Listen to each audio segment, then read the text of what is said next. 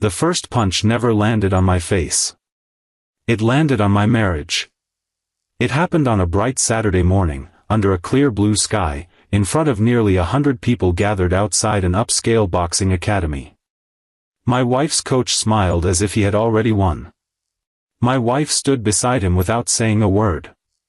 Friends pulled out their phones. Strangers whispered. Someone laughed and said that an old office worker was about to learn a painful lesson. They saw an ordinary man with tired eyes, simple clothes, and quiet manners.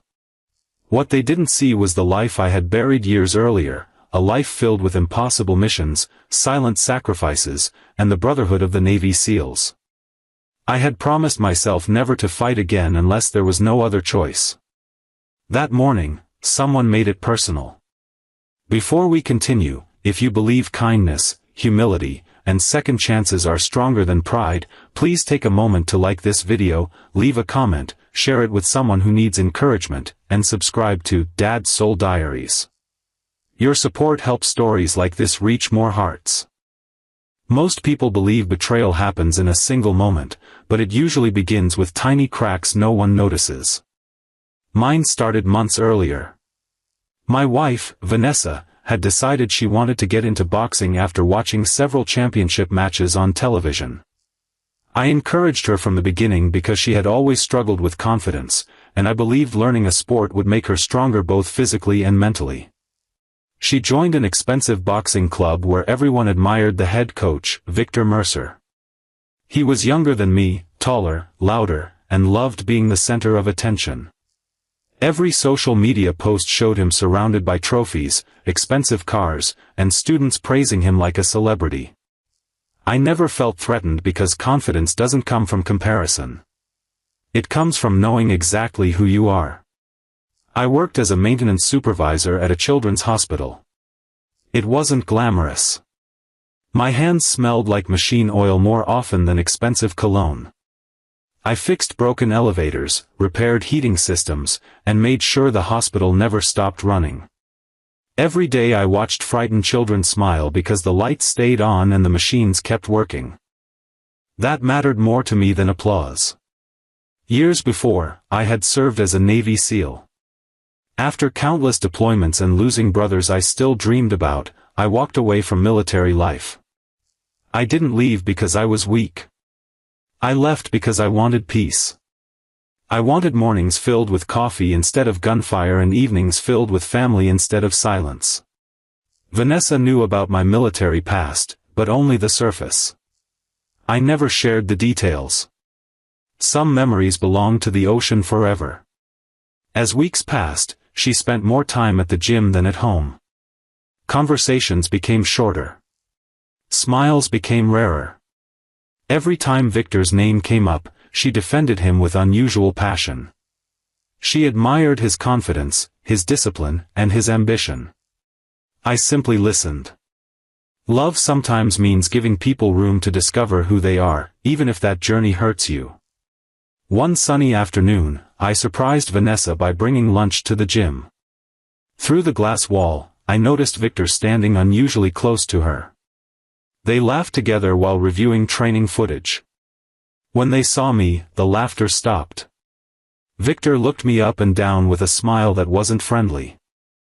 It was the smile of someone who believed he had already measured another man. From that day forward, he found excuses to mock me whenever I visited. He joked about my simple clothes.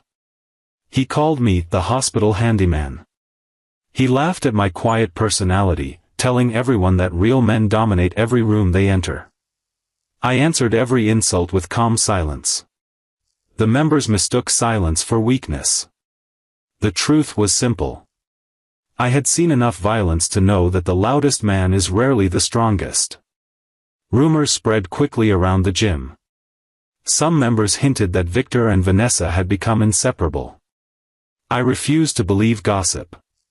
Trust is built over years and shouldn't collapse because of whispers.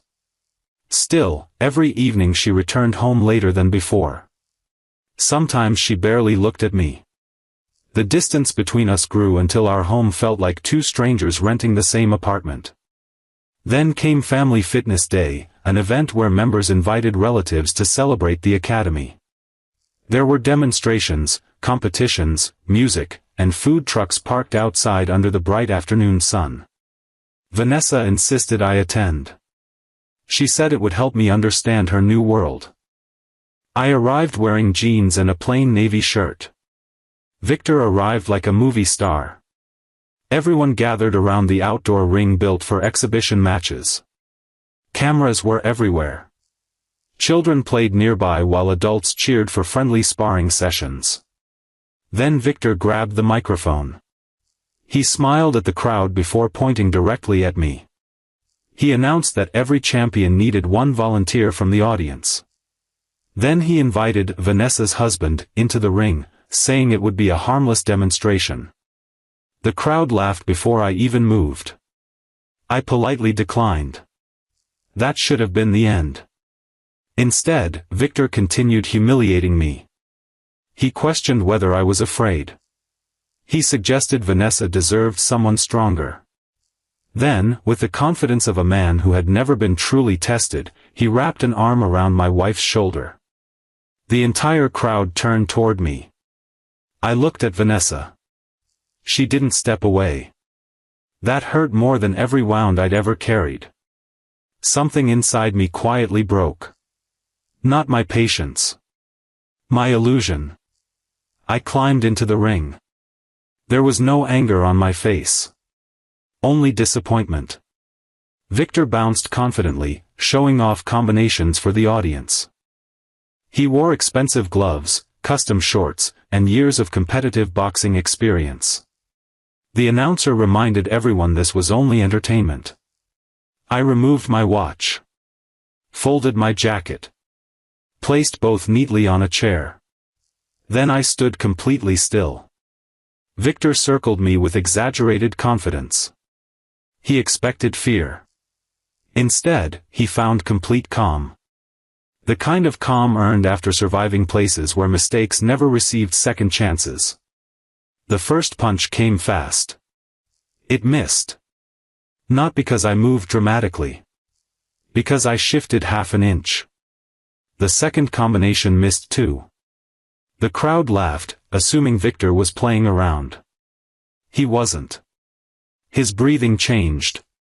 His smile disappeared. Every attack became more desperate. I continued avoiding every strike with minimal movement. Old instincts awakened without permission. Years of close-quarters combat had taught me that wasting energy loses fights. People slowly stopped cheering. They started watching.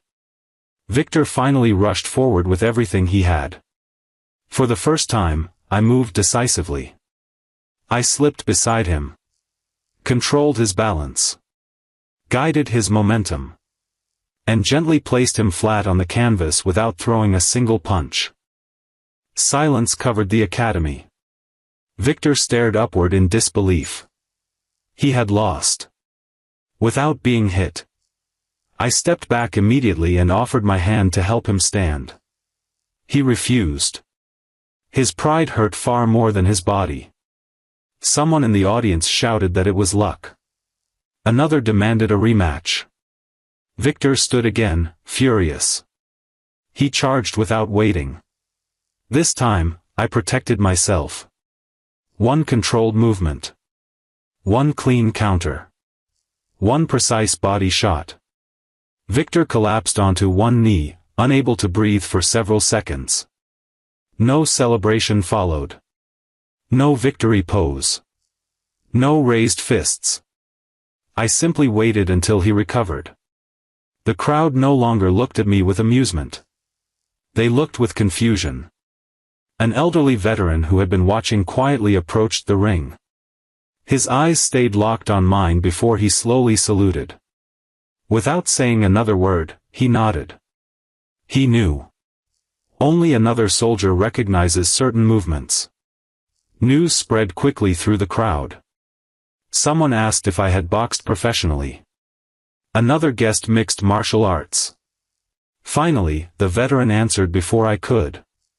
He calmly explained that those movements weren't from sports. They belonged to someone trained to survive impossible situations. People's expressions changed immediately. Victor heard every word. His confidence disappeared. Vanessa stood frozen near the ropes, realizing she had never truly known the man she married. For years she believed my quiet nature came from lack of ambition. In reality, it came from carrying memories too heavy to describe. The event ended awkwardly. People apologized for laughing earlier. Several parents thanked me for showing restraint instead of humiliation. That mattered more than winning. When everyone left, Vanessa walked toward me with tears filling her eyes. She admitted she had mistaken kindness for weakness and silence for fear. She confessed that Victor constantly compared me to himself until she slowly started believing those comparisons. She realized too late that confidence built by putting others down isn't confidence at all. Forgiveness isn't easy. Especially when trust has been damaged. We spent weeks talking honestly for the first time in months. Marriage counseling followed. Healing happened slowly, not magically. Some scars faded. Others remained as reminders to protect what truly matters. Victor eventually left the academy after several members complained about his behavior. Months later, he publicly apologized for letting his ego destroy both his career and his character. I accepted the apology because carrying bitterness is another kind of prison. Life returned to ordinary routines. I fixed elevators. Made coffee every morning. Helped frightened children smile at the hospital. And every evening I remembered something the Navy had taught me long ago. Real strength isn't measured by how many people you can defeat. It's measured by how many battles you choose to walk away from. The greatest victory of my life wasn't winning a fight in front of strangers. It was refusing to become the angry man everyone expected me to be. If this story touched your heart, please like this video, share it with someone who needs hope today, and tell us in the comments what true strength means to you. Your support helps Dad's Soul Diaries continue sharing stories that remind us kindness will always outlast pride. Special request, comment below with the words, "True strength is humility." As the sun slowly set on that unforgettable day, I realized the brightest victories rarely happen under spotlights. They happen quietly, inside the human heart, when pride loses, forgiveness wins, and a person chooses compassion over revenge.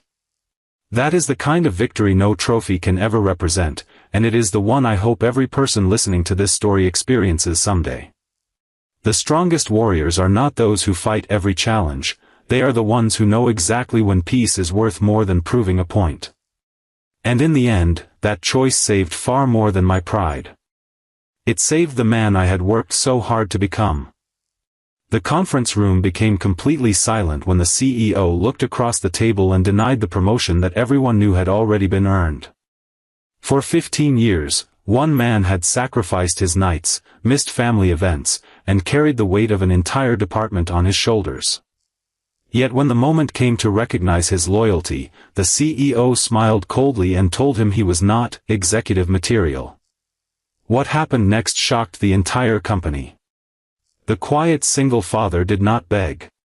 He did not argue. He simply placed a folder on the table, looked directly at the CEO, and calmly said, "Then you won't be CEO anymore." Nobody in that room understood how a humble employee could say those words with such confidence. Nobody knew the evidence hidden inside that folder. Nobody knew that the man they had overlooked for years was about to expose the truth that would change the entire company forever. Before we continue this emotional journey, if you believe kindness, second chances, and hardworking people deserve respect, please like this video, comment your thoughts, share this story with someone who needs inspiration, and subscribe to Dad's Soul Diaries for more powerful stories that touch the heart. For 12 years, Adrian Mercer had worked at Sterling Horizon Technologies, one of the fastest-growing companies in the country.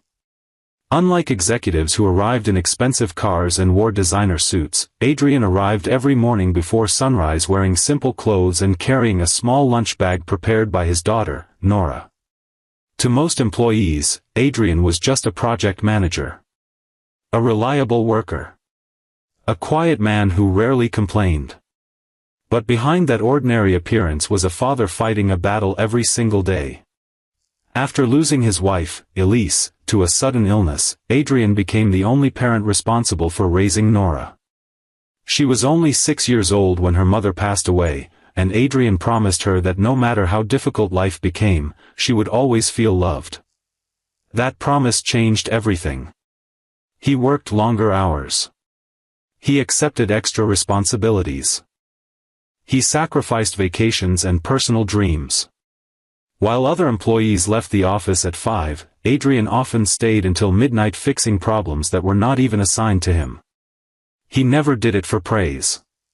He did it because he knew every paycheck represented security for his daughter. Every school book. Every doctor appointment.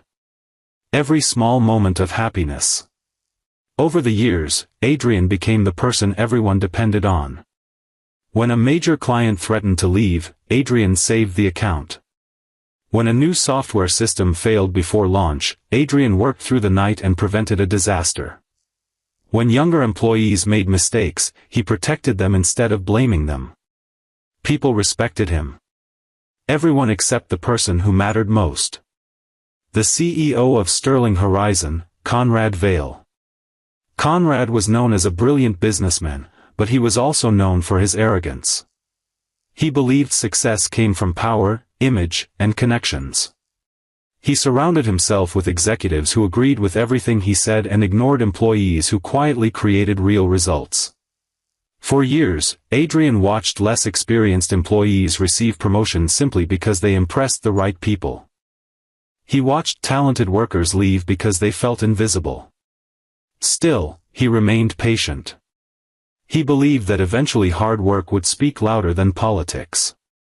When the position of Senior Operations Director became available, everyone in the company assumed Adrian would receive it. His achievements were impossible to ignore. Several department leaders personally recommended him. Even Conrad's own assistant admitted that Adrian was the obvious choice. The promotion meeting was scheduled on a Monday morning. Adrian entered the executive conference room carrying years of dedication on his shoulders. He wore the same dark blue shirt he had worn during countless important meetings. He carried no arrogance, no demands, only quiet confidence. Around the table sat the company's top executives. Conrad looked through Adrian's file. Then he closed it. The room became uncomfortable.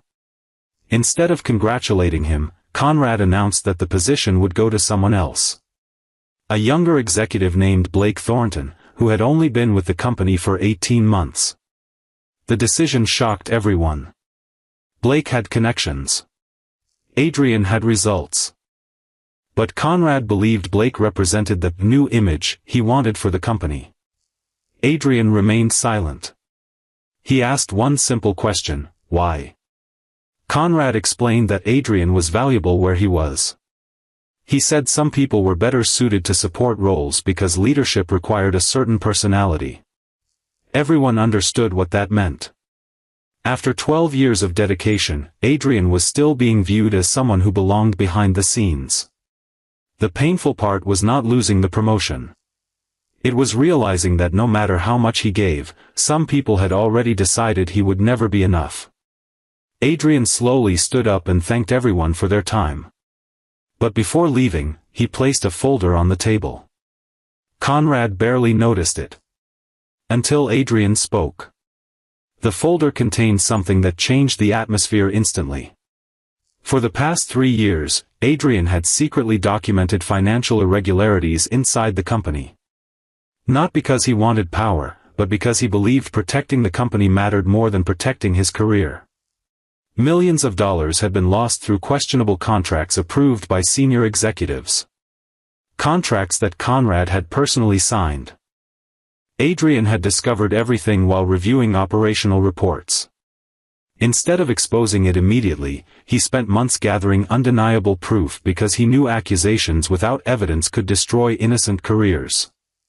The room became silent as executives reviewed the documents. Conrad's confidence disappeared. Adrian explained that he had brought the information to him privately several times, but every attempt was ignored because Conrad was too focused on appearances. The CEO realized the quiet employee he underestimated had been protecting the company all along. But Adrian was not finished. He revealed that several board members had already received copies of the evidence. That was when Conrad understood. This was not a threat. It was accountability. Adrian looked at him calmly and delivered the words that would echo throughout Sterling Horizon. Then you won't be CEO anymore. Within weeks, an investigation began. The truth came out. The board discovered that Conrad had hidden financial losses, approved unfair deals, and pushed loyal employees aside to maintain his image. The same man who refused to promote Adrian was removed from his position. But what surprised everyone was what Adrian did next. When the board offered him the CEO position, they expected him to celebrate. Instead, he asked for time. He did not want revenge. He did not want to prove anyone wrong. He wanted to make sure the company became a place where people were valued. After careful consideration, Adrian accepted the position. But his first decision as CEO was not about money. It was about people. He created a new promotion system based on performance, integrity, and dedication instead of personal connections. He introduced programs to support employees with families. He made sure hardworking individuals were recognized instead of forgotten. The same man who had once been ignored now became the leader who listened. Months later, Sterling Horizon became stronger than ever. Employees who once felt invisible finally felt respected. Young workers found mentors. Parents received understanding instead of judgment. And Adrian continued arriving early every morning. The only difference was that now everyone knew his name. At home, Nora watched her father receive awards and appear on business magazines. But she never cared about the titles or recognition. To her, he was still the father who packed her lunch, helped with homework, and showed her that kindness was never weakness. One evening, Adrian found an old photograph of himself from his first day at Sterling Horizon. He remembered standing outside the building with nervous hope, wondering if he would ever be noticed. He smiled because he finally understood something important. Sometimes people overlook you because they cannot see your value. But that does not reduce your worth. Your character is not measured by someone else's opinion. Your patience, your effort, and your integrity are what define you. Years later, when Nora graduated from college, she gave a speech about the person who inspired her most. She did not talk about wealthy executives or famous leaders. She talked about her father. She said the strongest people are not always the loudest in the room. Sometimes they are the ones who quietly keep everything together while nobody notices. Adrian listened from the audience with tears in his eyes. He realized the greatest promotion he ever received was not becoming CEO. It was becoming the kind of father his daughter could always be proud of.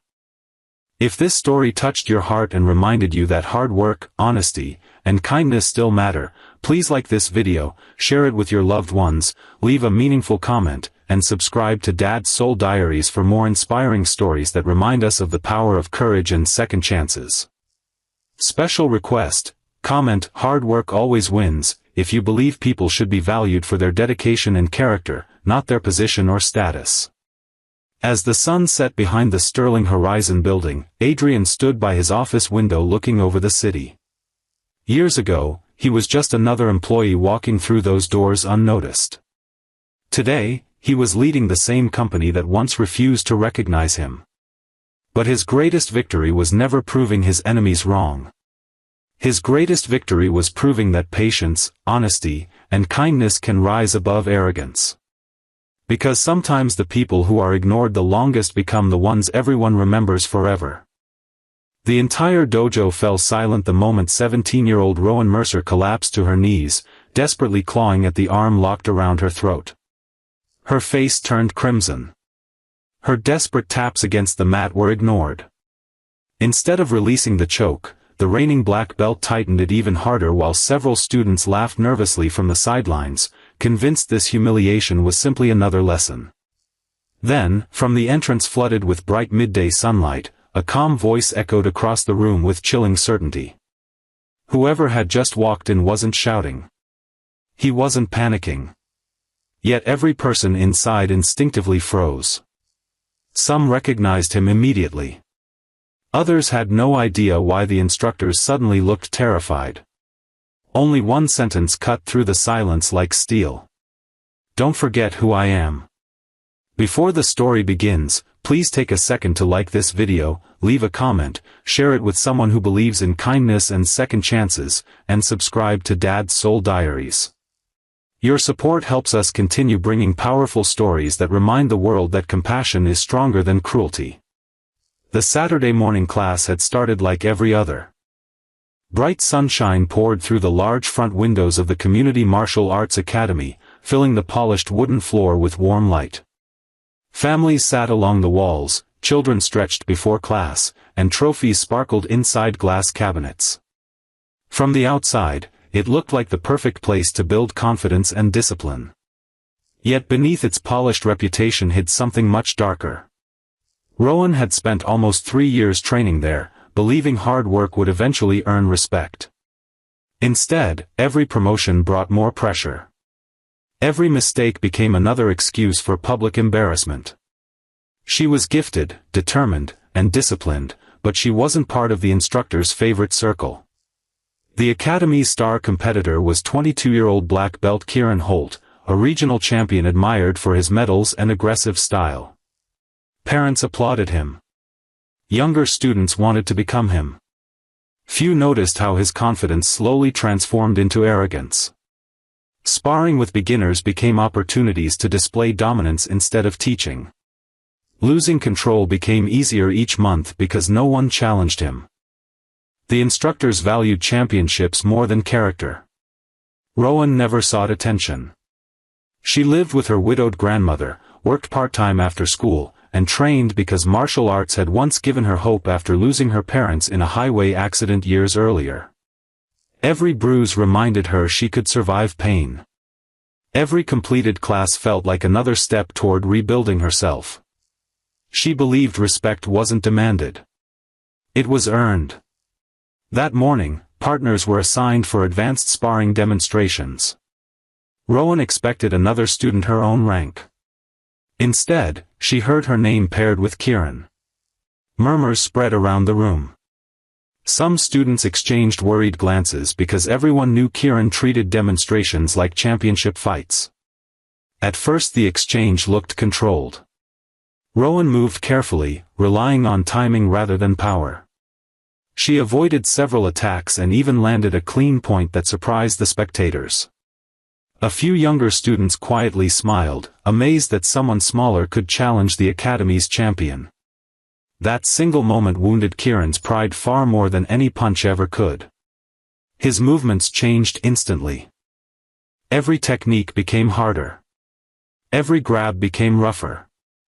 Every strike carried anger instead of discipline. The instructors noticed but remained silent. Then came the final exchange. Kieran caught Rowan during a scramble and wrapped his forearm around her neck in a standing choke. The drill should have ended immediately. Rowan tapped once. Nothing. She tapped again. Still nothing. Her breathing disappeared beneath crushing pressure. The room became blurry. Students shifted uncomfortably. Parents looked confused. One instructor hesitated, uncertain whether to intervene. Seconds stretched into what felt like forever. Just as Rowan's knees buckled beneath her, the academy door opened.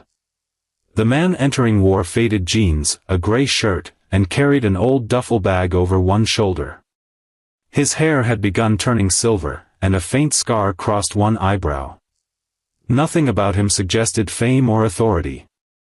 Yet his posture revealed decades of discipline. Every step remained balanced. Every movement appeared deliberate. His name was Gideon Voss. Very few people there knew that he had spent 20 years leading Navy SEAL operations around the world before quietly retiring to care for his aging mother. Even fewer knew Rowan. Several months earlier she had helped an elderly woman whose groceries had spilled across a parking lot. That woman happened to be Gideon's mother. She spoke about Rowan's kindness constantly. When she learned Rowan trained nearby, Gideon promised he would eventually visit and thank her personally. Instead, he walked into something unforgettable. He calmly crossed the room. Without raising his voice, he repeated, "Don't forget who I am." Kieran finally released the choke. Rowan collapsed onto the mat, coughing desperately as fresh air rushed back into her lungs. Gideon never threatened anyone. He simply knelt beside Rowan, checking her breathing with practiced calm developed through countless battlefield emergencies. Once satisfied she was recovering, he slowly stood and faced the instructors. His eyes carried something far heavier than anger. Disappointment. He asked how long they intended to let a student ignore a tap-out. No one answered. Parents began whispering. Several had recorded the incident on their phones. The silence became louder than any argument. Gideon requested permission to demonstrate something. Curious and embarrassed, the head instructor reluctantly agreed. He invited Kieran onto the mat. The young champion accepted confidently, assuming the older man simply wanted to prove a point. They bowed. The demonstration lasted less than 10 seconds. Without using unnecessary force, Gideon neutralized every attack, redirected Kieran's momentum, gently placed him on the mat, and secured complete control before releasing him immediately. No strikes. No humiliation. Only flawless technique performed with astonishing efficiency. The room erupted into stunned silence. Gideon helped Kieran stand. Instead of celebrating, he explained that true martial artists protected those weaker than themselves. Strength without restraint was weakness wearing a uniform. Many students lowered their heads. Some parents quietly applauded. Others wiped tears from their eyes. The academy owner finally stepped forward, realizing years of overlooked behavior had damaged the culture he believed he had built. Videos from that morning quickly reached local martial arts organizations. Within days, independent officials reviewed the academy's safety procedures. Mandatory changes followed. Instructor certifications were re-examined. Sparring supervision became stricter. Students were encouraged to report unsafe behavior without fear. Kieran disappeared from classes for several weeks. Many assumed his story had ended. It hadn't. Humiliation forced him to confront something medals never had. The truth. Winning had become his identity. Compassion had disappeared somewhere along the way. Months later he returned, not wearing the confidence of a champion, but the humility of someone willing to rebuild from the beginning. He apologized privately to Rowan, accepted responsibility, and volunteered to mentor younger beginners under strict supervision. Progress came slowly, but genuine change rarely happens overnight. Rowan's own journey changed even more dramatically. She refused to quit. Instead, she trained harder than ever, eventually earning her own black belt years later. Yet unlike those who once overlooked her suffering, she became known for encouraging nervous newcomers, helping frightened children believe in themselves, and reminding every student that tapping out was never weakness. Listening to it was respect. Gideon occasionally visited the academy afterward, never asking for recognition. Children simply knew him as the quiet veteran who smiled more than he spoke. Whenever someone praised his incredible skills, he redirected the attention toward discipline, patience, and kindness. One sunny afternoon, nearly 3 years after that unforgettable sparring session, Rowan stood before a new class of beginners. Bright daylight streamed through the same windows where fear had once lived. Families smiled from the same benches. The trophy still reflected the afternoon sun, but something inside the building had changed forever. Respect now mattered more than medals. Character mattered more than championships. safety mattered more than pride. Before beginning class, Rowan looked across the room and noticed Gideon sitting quietly beside his elderly mother. They exchanged a small smile. No words were necessary. Both understood that courage isn't always found in winning fights. Sometimes courage is simply refusing to become the person who once hurt you.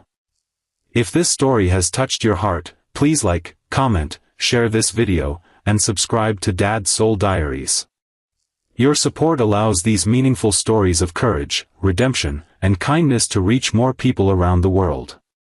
Special request, please comment below with the words, "Kindness is real," if you believe true strength is measured by how gently we protect others. As the afternoon sunlight slowly filled the dojo with warmth, Rowan realized something she would carry for the rest of her life. The strongest people are rarely the loudest. They are the ones who step forward when someone else cannot breathe, who choose mercy when they could choose revenge, and who never allow power to erase humanity. Gideon never needed to remind the room that he had once led elite warriors. His actions spoke louder than any title ever could. And on that unforgettable day, everyone learned that the greatest victory in martial arts, and in life, is not defeating another person. It is protecting them, lifting them up, and ensuring they never forget that kindness will always outlast fear.